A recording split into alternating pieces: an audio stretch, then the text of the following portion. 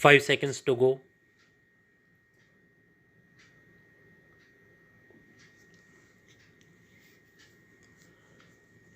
Start. Today, we cannot do without hydrocarbons. For 70% of our consumption of hydrocarbons today, we are dependent on imported supplies. I hope this prosperity prevails in the West Asia. But who can ignore all the uncertainty, leave aside other uncertainty? We are witnessing this year the uncertainty, instability, and unpredictability of the oil prices. They have tripled in the last 5 or 6 months. So we must therefore explore other options. The resolution, which led to the establishment of our Atomic Energy Commission, and our country will be eternally grateful to Prime Minister for having the vision to recognize the role of science and technology, particularly atomic energy, in managing the future needs of our country, laid the greatest emphasis on the use of atomic power for generation of electricity. If we want energy security, we have to rely more on nuclear energy. All over the world, nations like Japan and France, which are short of raw material, rely heavily on nuclear energy.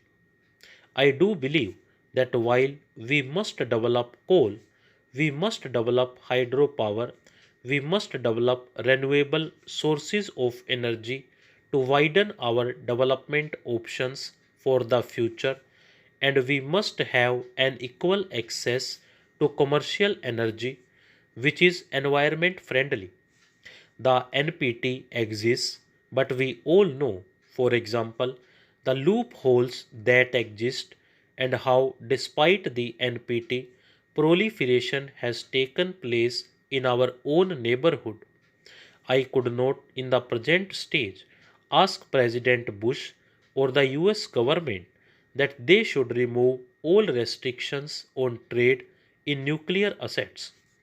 They said that there is such a thing as civilian and there is such a thing as military. We are willing to help you to augment your energy resources for use of your development, but military purposes are in other kettle of fish. I had to reckon with that reality, and therefore I had to evolve our approach, taking into account the realities of the world order. And the world order being whatever it is, I was clear in my mind that we shall do nothing which will in any way compromise our independence with regard to the management of security. And despite the doubts that had been sought to be cast, I assure this House that I am satisfied that those doubts are not based on facts. It is true that what the US President has stated will require congressional assent. I attach great importance to that aspect of my work in Washington. When I was in Washington, three of our top meteorological scientists came to me and said India's meteorological system require a sea change if we are to take advantage of what is happening on the frontiers of relevant scientific subjects. This is not only in meteorological matters that we need upgradation of our skills, but our scientists have done very well. We are proud of their achievements. But human knowledge is increasing at a pace which was unthinkable even 10 years ago. Therefore, we need increased contacts between the academic institutions, the research institutions between the scientists of our two countries. And fortunately, there are today in all major US research centers, whether you go to the IBM laboratory or you go the university, bright young Indians are operating on the frontiers of the knowledge. I think this is the brain reservoir we must tap. And during this visit, it was my effort to tap that potential reservoir for our country, and that is an aspect which I would like to emphasize. We have reached an agreement, a framework agreement on science and technology development in frontier areas.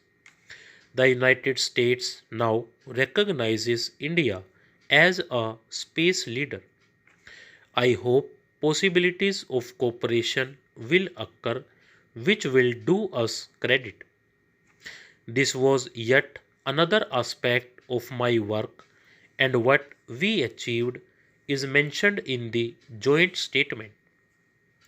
But I was always conscious of the fact that if India is going to become a major growth pole of the evolving world economy, if we have to achieve every year 8 to 10% growth rate, we would require the growth of commercial energy in our country at least at the same rate as our GDP growth.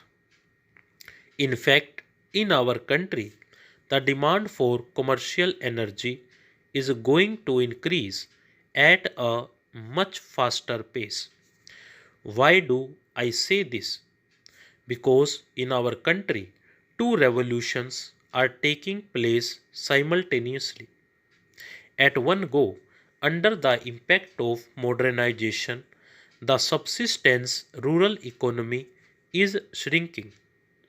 Therefore, old traditional ways of meeting energy, firewood, household fuels, they are giving place to the increasing demand even in the rural sector for modern commercial energy.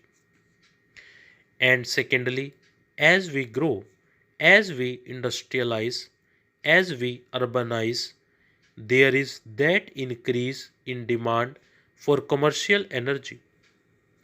Therefore, India's energy security, along with the security of our water resources and security of our food, I think, is a critical determinant of what happens to the economy in the next 25 years, and we have to work in that direction. Stop.